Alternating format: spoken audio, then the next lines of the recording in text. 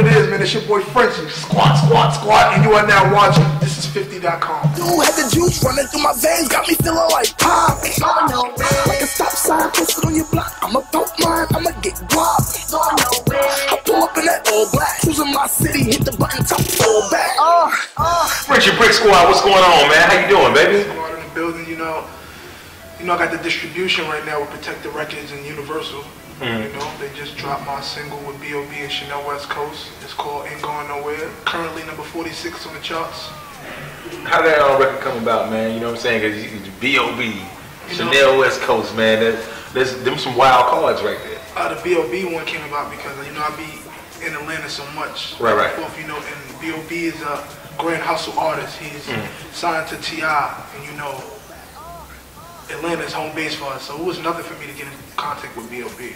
You know, it was just about if he's gonna do the record or not. And me being a younger and a little artist than him, I would think that, you know, he has songs with Eminem and stuff. You got songs with Eminem, though. Yeah, man. You know what I'm saying? So I would think in my brain like, man, he might just deny it, but he didn't do it. He didn't turn his back on me, man. He gave me a shot. He did the record, and then we reached out for Chanel West Coast. And I thought she might give me a cold shoulder too, you know, but they both did the record, and now it just got me being a bigger artist now. It's put me on a bigger plateau. What's been a response from the people, man? What the people talking about? I'm going everywhere now, man. As you can see. Anytime you do something with a white person and whatnot, you know, you're doing something big, and you got a crossover artist like B.o.B. You know, I mean, like, did you ever work with B.o.B in the past when he was on the come up? Nah, I never did. Never did. Never came in, like, you know what I'm saying, cross each other's paths. Nah, I never did. But I've seen him around. I've seen him around in Atlanta a lot. Are y'all gonna do the video for it? Yeah, the video actually drops on MTV tomorrow. I mean, Saturday. How you not call your dog for that, though? No, man, you my dog. But you gotta look at it like this. We didn't do we didn't do a physical video. We did like a video like Sin City. It's like a cartoon. Okay. It's a cartoonish, so it's not really. Yeah, it's a cartoon video, like Sin City. If you've seen the movie Sin City. Yeah. I dig 66. It was a very cinematic movie and whatnot.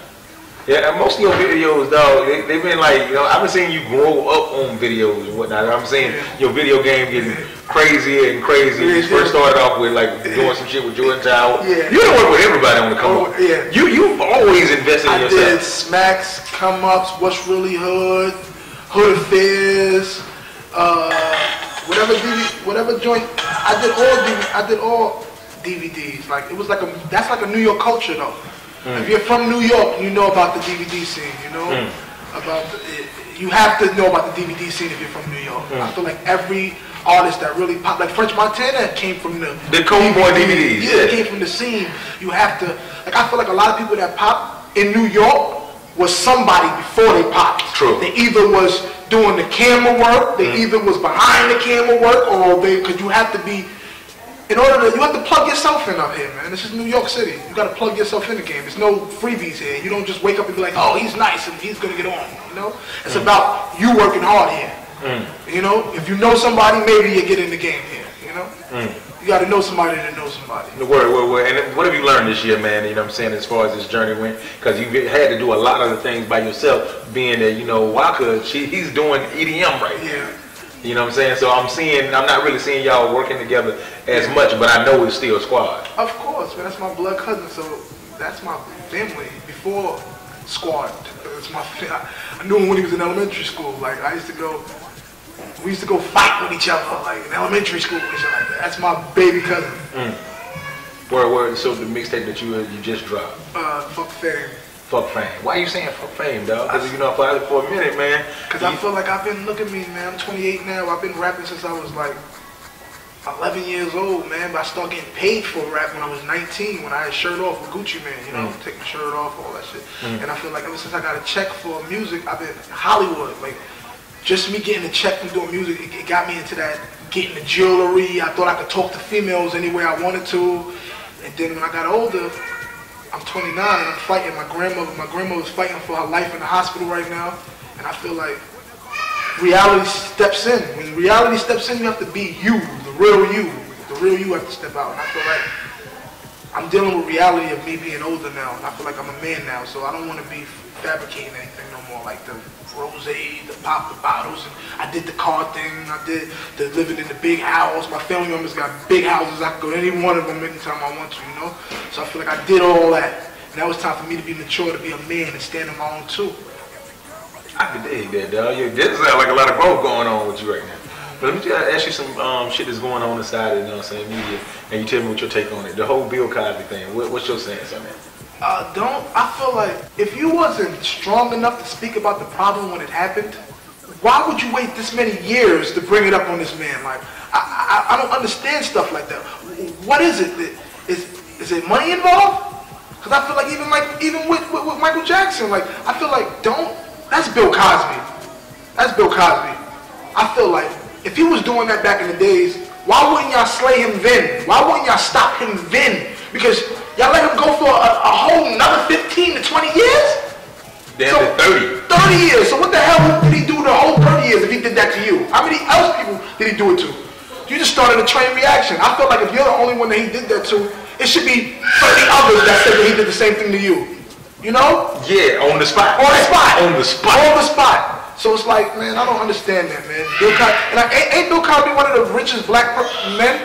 Yeah. He's one of the richest, like he's the first black man to hit $1 billion, right? Am I right or wrong? Yeah, and he's about to buy MVC. Yeah, he's a billionaire. So of course they're going to say that to him. Now, I know why they're going to say that. He's the first black billionaire as a man, a black man to be a billionaire.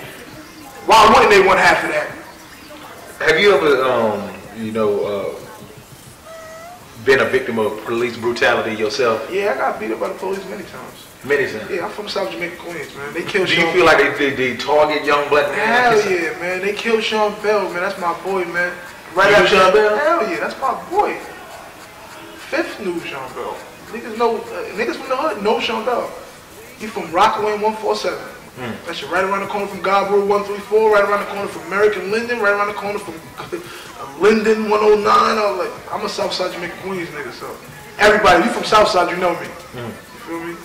So I feel like they target, especially in South Jamaica Queens, if you want a block like that they target, I don't care if you're a good person, they still gonna come check you, they still gonna rough you up. You know how many times them niggas, I don't even keep crack. I don't even sell crack.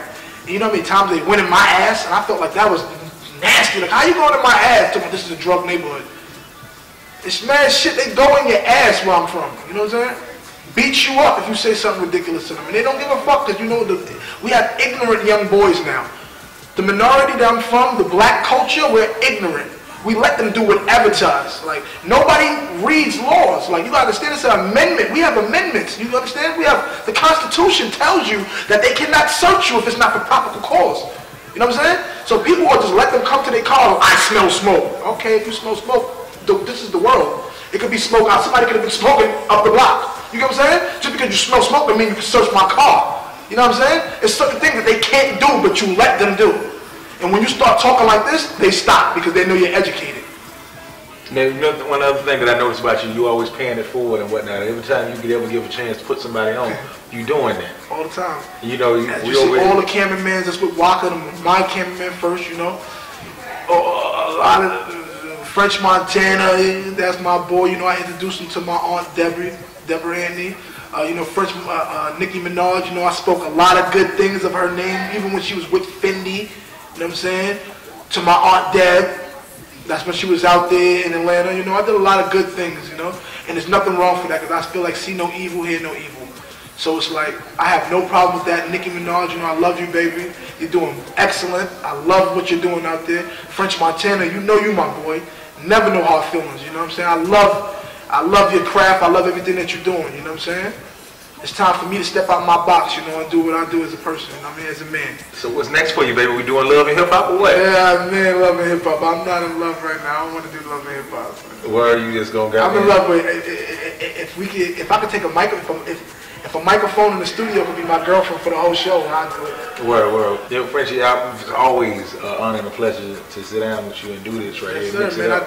And I said, this is the beautiful, it's beautiful for you even putting this together, man. When I found out that you even had this show, man, 16 and better, I was like intrigued. I wanted to be on it so bad. Like, I'm like, yo, cause it's crazy, because I like the way how you just grasp out to artists. You make artists come from Boston here. man. Like, you know what I'm saying? Like, give a nigga a chance. You make a brother feel like, damn, I could come from Boston to see Jack Thriller. Jack Thriller was just on TV on Wild 'N Out. I just seen Jack Thriller with 50 Cent. I just seen Jack Thriller interviewed it. Like, you're around a lot of people. You're a star yourself, Jack. You know? Man, I appreciate that, man. Just to even be around, you know what I'm saying? It's a beautiful thing. Word, man. Thank you. Sometimes I'm wondering if anybody's even watching. Well, like I always say, you just can't say you real. It's something you gotta be, man. Yo, fuck fame. We out of here. Hey, drop something in my squad. Don't kiss them hoes in the mouth unless you got to. Now from a real to a real, I'm on now, so I don't gotta deal with you.